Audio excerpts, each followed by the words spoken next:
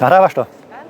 Dobre, lebo toto je naozaj dôležité. Dobrý deň, pozdravujem zo Štrasburgu, kde sa pred chvíľou ukončilo hlasovanie o zmene Európskej únie na federáciu. Bolo to nesmierne dôležité, historické, ale aj veľmi náročné hlasovanie. A poviem vám na rovinu, ja som z toho zdrvený, zdesený, lebo to, čo sa dnes schválilo, to sú čisté šialenosti. Dovolte mi to vysvetliť. Mám to zapísané, je toho veľa, lebo sa to hlasovalo v stovkách pozmeňovacích návrhov.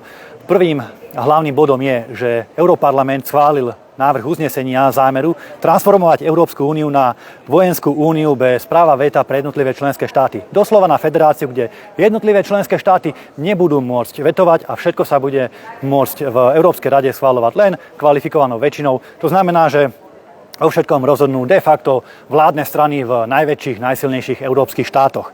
Ďalej sa má Európska komisia premenovať, zmeniť na Európsku vládu. Majú to nazývať, že Európska exekutíva.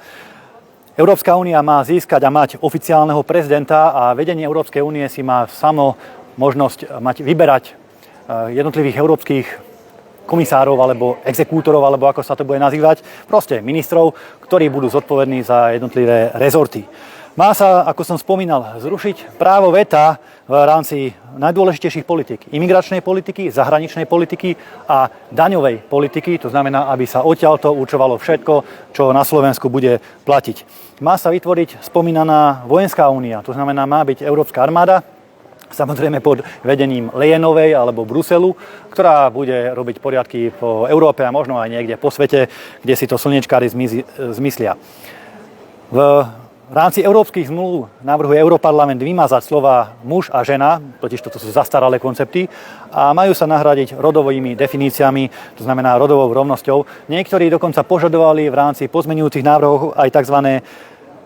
Rodovo responsívne rozpočtovanie, to znamená, že štátne a iné rozpočty sa majú rodovo responsívne navrhovať, aby to bolo vyvážené podľa nejakých kvót. Neviem presne, čo to znamená, lebo to normálny zdravý rozum pochopiť nemôže. Má sa posilniť ďalej Európska prokuratúra. Má sa posilniť prisťahovalecká politika, aby dokázali lepšie vykoreniť našu identitu, naše tradície a naše korene.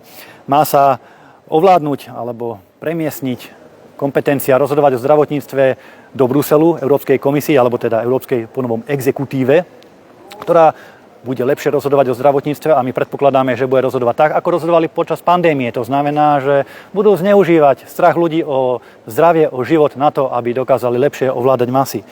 Európska únia má získať takisto aj kompetencie a kontrolu nad oblasťou vzdelávania, nad vysokým a ostatným školstvom, aby jednoducho mohli vymývať mozgy deťom, mládeži, študentom so svojou zvrátenou, dúhovou a gender ideológiou.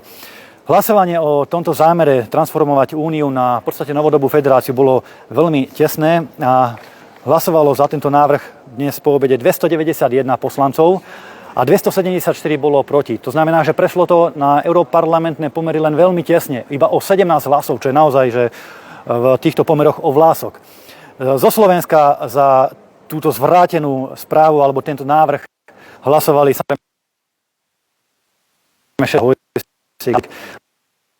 a proti boli konzervatívci. Ja som samozrejme bol nielen proti, ale aj v pléne tu som vystupoval veľmi tvrdo proti tejto správe, som sa tam hádal s nimi. Čo ma ale sklamalo a som z toho znechutený naozaj je, že na hlasovanie neprišli. Hlasovaní o tomto bode, nie že neprišli, oni ušli a zmizli z pléna. Hlasovania sa nezúčastnili poslanec Polák a Smeráci. Poslanec Polák, ktorý je členom Matovičovho združenia, no nie už Olano, premenovali sa na Slovensko, ale tu, keď sa hlasovalo o tom, či sa Európska únia zmení na federáciu, tak on tu proste nie je. Pán Polák, vy by ste sa mali premenovať aj s Matovičom nie na Slovensko, ale na Brusel s tou vašou trápnou schránkovou stranou alebo firmičkou. No a Smeráci, pani Beňová, Nevedialová, pán Hajšel, ktorí dnes odišli z pléna pred hlasovaním, čím znížili kvórum a práve tých nešťastných 17 poslancov rozhodlo o tom, že toto prešlo. Znížili kvórum. Vám chcem odkázať, že viete čo, už mám tej falošnej plné zuby, naozaj. Ja ocením, keď urobíte na Slovensku niečo dobré, ale tu v Bruseli robíte falošnú dvojtvárnu politiku a keď sa treba zastať Slovenska, tak jednoducho na hlasovanie neprídete. Tí progresívci si aspoň stoja za svojimi zvrátenými názormi. Aký bude ďalší postup? V decembri sa má o tomto hlasovať na Európskej rade. Podľa protokolu alebo postupov by to malo byť prenesené na Európsky tzv. Konvent, kde by sa lídri európskych štátov, premiéri alebo prezidenti jednotlivých štátov mali k tomu vyjadriť a mali by dohodnúť teda finálne znenie zmluv a ďalší postup, že akým spôsobom sa tieto zmluvy zmenia a Európa sa transformuje alebo netransformuje, uvidíme, na nejakú federáciu. Ja pevne verím, že sa to zastaví a naši premiéri a prezidenti z európskych štátov budú mať dostatok rozumu. Pokiaľ ja budem europoslancom, tak nikdy nebudem hlasovať za obmedzenie právomoci a suverenity mojej vlasti a občanov Slovenskej republiky a vždy budeme stať proti takým, akí ste vy, ktorí chcete obmedziť demokraciu a rozhodovanie jednotlivých členských štátov.